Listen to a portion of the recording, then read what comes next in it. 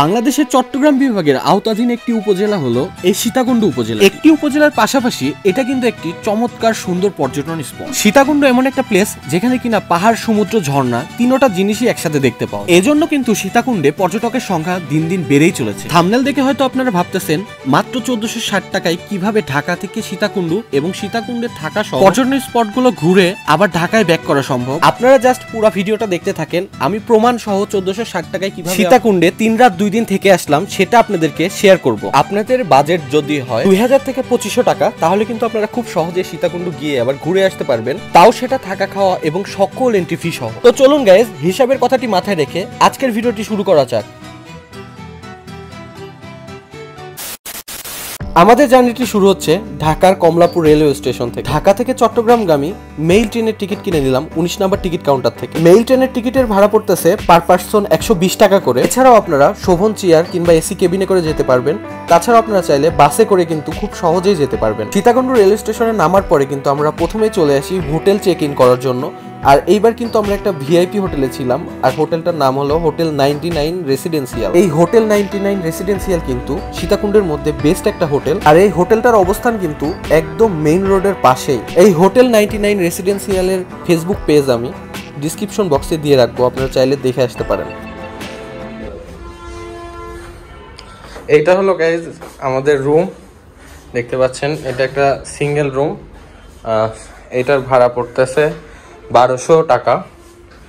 আর দেখতে পাচ্ছেন এখান থেকে কিন্তু সুন্দর একটা ভিউ আছে, আর রুমের কোয়ালিটি কিন্তু যথেষ্ট স্ট্যান্ডার্ড। আর দেখতে পাচ্ছেন একটা আলমারি দেওয়া আছে, তারপরে একটা বাথরুম আছে, বাথরুমটাও যথেষ্ট ক্লিন আছে। কিন্তু একটাই প্রবলেম হলো যে কারেন্ট কেমন যেন ডিস্টার্ব করতেছে, তাই না ভাই? আসসালামু আলাইকুম ভাই। ওয়ালাইকুম আসসালাম। ভাই আপনার নাম? আমার নাম হচ্ছে পুলক দাস। আচ্ছা, তো ভাই আপনি এই হোটেল 99 এর ম্যানেজার হিসেবে আছেন? আচ্ছা, কেমন রেট থাকে মানে উইকেন্ডে আর এমনি নর্মাল ডেতে? উইকেন্ড হচ্ছে আমাদের উইকেন্ডের সময় আমাদের সিঙ্গেল রুমের প্রাইস হচ্ছে আপনার 1500 টাকা, আর 2 বেডের হচ্ছে 2500 টাকা, 3 বেড হচ্ছে 3500 টাকা। আর এসিগুলা? এসিগুলো হচ্ছে এসি হচ্ছে কাপল বেড 2500 টাকা, আর হচ্ছে 2 বেড হচ্ছে 3500 টাকা। আচ্ছা, আমার তরফ থেকে কেউ আসলে কাউন্টার নেবেন না? হ্যাঁ, অবশ্যই ডিসকাউন্ট দেব। আচ্ছা, হোটেলে চেক ইন করার পরে কিন্তু আমরা চলে আসছিলাম সীতাকুণ্ড বাজারে, কারণ এখন আমরা যাব খৈয়াছড়া ঝর্ণার উদ্দেশ্যে। বাসে উঠে পড়ছি, দেখতে পাচ্ছেন। আর এখন কিন্তু আমাদের গন্তব্য খৈয়াছড়াতে। তো সমস্যা নেই, যেহেতু যাচ্ছি খৈয়াছড়া তো আপনাদেরকে এর আগেও দেখাইছি, মোটামুটি ভালোই ভিউ আসছিল। আর এখন নতুন রূপে দেখাবো 2023-এর খৈয়াছড়া কেমন সেটা আপনাদেরকে দেখাবো। যেহেতু অনেক জার্নি করে আমরা সীতাকুণ্ডে পৌঁছাইছি, তাই জন্য কিন্তু আজকে আমরা জাস্ট একটা প্লেসই কভার করার চেষ্টা করব, আর সেটা হলো খৈয়াছড়া ঝর্ণা। খৈয়াছড়া ঝর্ণায় যেতে হলে বাস, সিএনজি, লেগুনা এগুলোতে করে যেতে পারবেন। আর পার পার্সন ভাড়া পড়বে মোটামুটি 40 থেকে 60 টাকার মধ্যে। বাস, সিএনজি কিংবা লেগুনা যেটাতে করে আসুন না কেন, এখানে আপনাদেরকে নামিয়ে দিবে। আবার এখান থেকে কিছু দূর হেঁটে যাওয়ার পরে আপনারা এরকম সিএনজি স্ট্যান্ড দেখতে পারবেন। এখান থেকে সিএনজি নিয়ে খৈয়াছড়া যত দূর পর্যন্ত যাওয়া যায় সে পর্যন্ত আপনাদেরকে এগিয়ে দিবে, আর পার পার্সন ভাড়া পড়বে 20 টাকা করে। সিএনজি আপনাদেরকে যেখানে নামিয়ে দিবে সেখান থেকে শুরু হবে ট্রেকিং এর পথ। আর ট্রেকিং এর পথ কতটা সুন্দর আর কতটা ভয়ঙ্কর হয় সেটা আপনারা তো জানেনই। তো মোটামুটি 10-15 মিনিট ট্রেকিং করতে করতে আপনারা পৌঁছে যাবেন খৈয়াছড়ার টিকিট কাউন্টারের সামনে। আর এখান থেকে আপনাদেরকে টিকিট নিতে হবে, পার পার্সন 20 টাকা করে পড়বে। এই খৈয়াছড়া ঝর্ণাকে নিয়ে করা একটি ভিডিও আমার চ্যানেলে আগে থেকে আপলোড দেওয়া আছে, চাইলে আপনারা সেটা দেখে আসতে পারেন। সেই ভিডিওতে থাকছে খৈয়াছড়া ঝর্ণার সকল ধরনের ইনফরমেশন এবং বেশ কিছু সিনেমেটিক ড্রোন শট। সেই ভিডিওর লিংক আমি ডেসক্রিপশন বক্সে দিয়ে রাখলাম, চাইলে আপনারা দেখে আসতে পারেন। আশা করি ভিডিওটি আপনাদের অনেক ভালো লাগবে।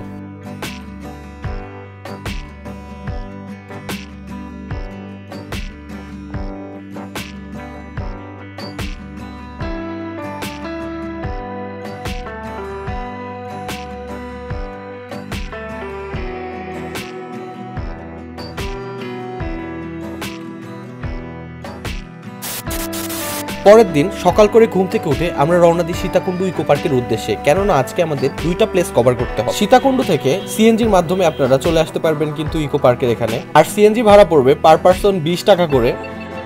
তবে একটা জিনিস আমার কাছে খুব খারাপ লাগছে, সেটা হলো যে ইকো পার্কের যে টিকিট, এই টিকিটের প্রাইস এখন করছে পার পার্সন 50 টাকা করে। মাত্র 8-9 মাস আগে ওইখানে টিকিটের প্রাইস ছিল পার পার্সন 20 টাকা করে, কিন্তু হঠাৎ করে 50 করে ফেলছে। তো সীতাকুণ্ড ইকো পার্কের মধ্যে কিন্তু দুইটা ঝর্ণা আছে, একটা হলো সহস্রধরা ঝর্ণা, একটা আছে সুপ্তধরা ঝর্ণা। আর আপনারা সুপ্তধরা কিংবা সহস্রধরা যে ঝর্ণাতেই যান না কেন, বেশ কয়েকটা সিঁড়ি আছে, সেই সিঁড়িগুলো অতিক্রম করেই কিন্তু যেতে হবে। এই মুহূর্তে আপনারা অন স্ক্রিনে যে ফুটেজটি দেখতে পাচ্ছেন, এটা হলো সহস্রধরা 1 এর ফুটেজ। বেসিক্যালি ভিডিওটা কিন্তু আগের ভিডিও, তবে এইবার কিন্তু আমরা গেছিলাম সুপ্তধরা ঝর্ণায়। আর এই মুহূর্তে আপনারা দেখতে পাচ্ছেন এটাই হলো সুপ্তধরা ঝর্ণাটি। সুপ্তধরা ঝর্ণা কিন্তু অনেক সুন্দর একটি ঝর্ণা। এই ঝর্ণাকে নিয়ে করাও একটি ভিডিও কিন্তু আমার চ্যানেলে আগে থেকে আপলোড দেওয়া আছে, চাইলে আপনারা সেটা দেখে আসতে পারেন, লিংক আমি ডিসক্রিপশন বক্সে দিয়ে রাখবো।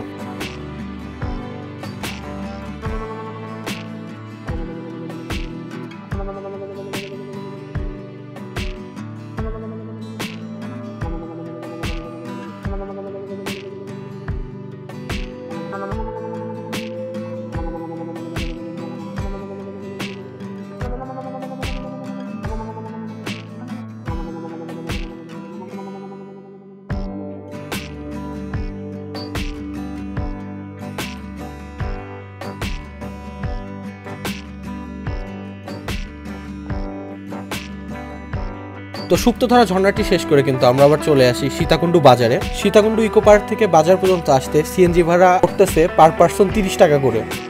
হোটেলে এসে কিছু সময় রেস্ট নিয়ে এখন কিন্তু আমরা যাচ্ছি গুলিয়াখালী সি বিচের উদ্দেশ্যে। আমার মনে হয় সীতাকুণ্ডুর মধ্যে সব থেকে সুন্দরতম প্লেস হলো এই গুলিয়াখালী সি বিচ। সীতাকুণ্ডু বাজার থেকে সিএনজি পেয়ে যাবেন গুলিয়াখালী সি বিচে যাওয়ার জন্য, আর পার পার্সন ভাড়া পড়বে 30 টাকা করে। গুলিয়াখালী সি বিচ নিয়ে করা ভিডিও কিন্তু আমার চ্যানেলে আপলোড দেওয়া নাই, এই কারণে এই ভিডিওর মধ্যে আমি বেশ কয়েকটা ফুটেজ দিয়ে রাখছি এই গুলিয়াখালী সি বিচ কে নিয়ে করা। আসলে এই প্লেসটা এত সুন্দর যে এখানে আসলে আপনাদের মন যদি খারাপও থাকে তাহলে সঙ্গে সঙ্গে ভালো হয়ে যাবে। একটি চমৎকার বিকেলকে উপভোগ করতে হলে সমুদ্রের পাশে এসে দাঁড়াতে হবে, সমুদ্রের রাশি রাশি ঢেউ এসে আপনার পা ভিজিয়ে দিবে। এর থেকে আর কি ভালো চাই আপনারা জাস্ট ভিডিওতেই উপভোগ করেন সিনেমেটিক ড্রোন শটগুলো।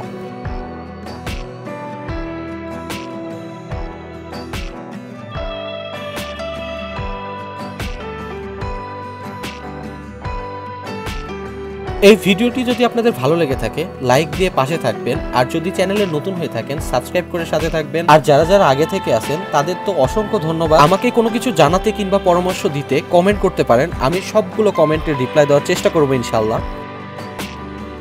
এইবার আসি আপনাদের খাবারের ব্যাপারটা নিয়ে। আসলে খাবারের হিসাবটা আমি কিন্তু ভিডিওতে দিচ্ছি না, কেননা খাবার আপনার যেটা পছন্দ সেটাই খাবেন। কেউ চাইলে কিন্তু 500 টাকায় এক বেলা খাবারও সেরে নিতে পারেন, আবার কেউ চাইলে কিন্তু 50 টাকার মধ্যেও এক বেলার খাবার সেরে নিতে পারেন। এজন্য আমি খাবারের হিসাবটা ভিডিও থেকে হাইড রেখেছি। তবে একটু ধারণা দিয়ে রাখি, যেহেতু 5 বেলার খাবার মোটামুটি 700-800 টাকার মধ্যে কভার হয়ে যাবে। আর আমরা কিন্তু রাতে ট্রেনের আশা না করে একদম বাসে করে রওনা দিয়েছিলাম ঢাকার উদ্দেশ্যে, আর আমাদের ভাড়া পড়েছিল 450 টাকা। তবে খরচ বাঁচাতে চাইলে আপনারা ট্রেনে করে যাইতে পারেন।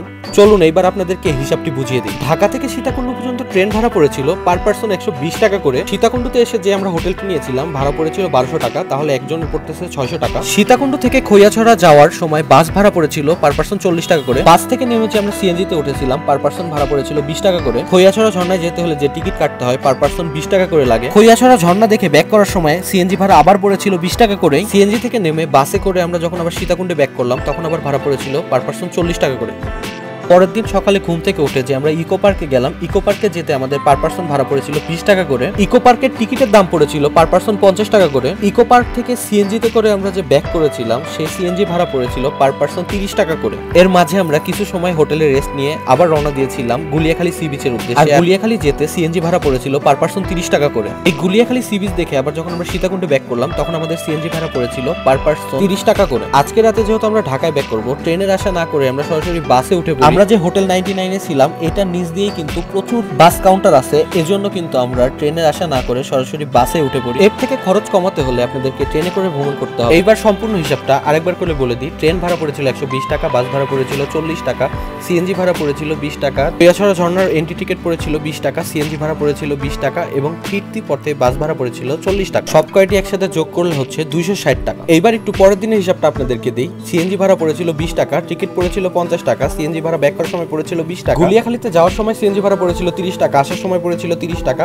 হোটেল ভাড়া পড়েছিল 600 টাকা এবং বাস ভাড়া পড়েছিল 450 টাকা। সবগুলো একসাথে যোগ দিলে হচ্ছে 1200 টাকা। তাহলে প্রথম দিনের 260 টাকা এবং পরের দিনের 1200 টাকা, এই মোট যোগ দিলে হচ্ছে 1460 টাকা। আমি কিন্তু আপনাদেরকে আগেই বলেছি খাবারের হিসাবটা আমি এখানে যোগ দিচ্ছি না, তবে মোটামুটি ধরে রাখেন 700-800 টাকার মধ্যে খাবার দাবার অনায়াসে হয়ে যাবে। তো গাইস, আজকের মতো বিদায় নিচ্ছি, দেখা হবে নেক্সট ব্লগে, নেক্সট একটি সুন্দর জায়গায়। তত সবাই ভালো থাকবেন, সুস্থ থাকবেন, দাঁড়িয়াদের সাথে থাকবেন।